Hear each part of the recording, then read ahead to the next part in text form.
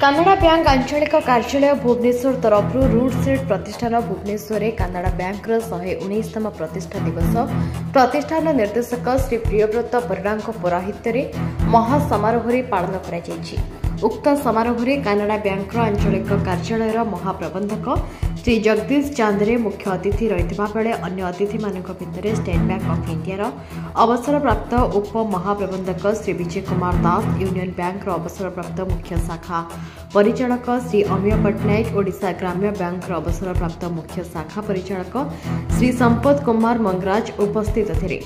ए सभारे ओडिशार 6टी जिल्लारू तालीम नेबाकू आसिथिबा 30 जन बैंक मित्र तालीम प्रार्थी भाग नेबा सहित खोर्धा जिलार विभिन्न ग्रामांचलरू एसी और फ्रिज मरामती तालीम नेउथिबा 22 जन तालीमार्थी को वैद्युतिक सरंजाम और उपकरण कानाडा बैंक तरफ प्रदान करा जायतिला।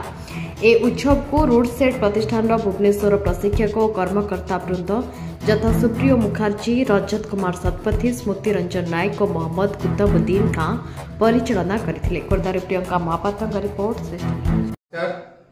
Priyavrat Parida director root set Bhubaneswar.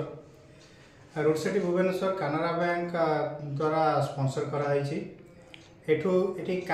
Khordha district 18 ରୁ 45 वर्ष जेकोसी बेरोजगार व्यक्ति किंबा महिला भी हूँ से कंटाक्ट कर आसीपर से आम धंदामूलक तालीम प्रदान करुचु एवं से तालीम आम डोमेन स्पेसिफिक ट्रेनर जी कि यही फील्ड रे सिद्धहस्त अच्छा एवं यही फील्ड रे से बहुत सुनाम अर्जन करी माने ही यही बेरोजगार पिला धंदामूलक तालीम जोगाई दे आसुचंती।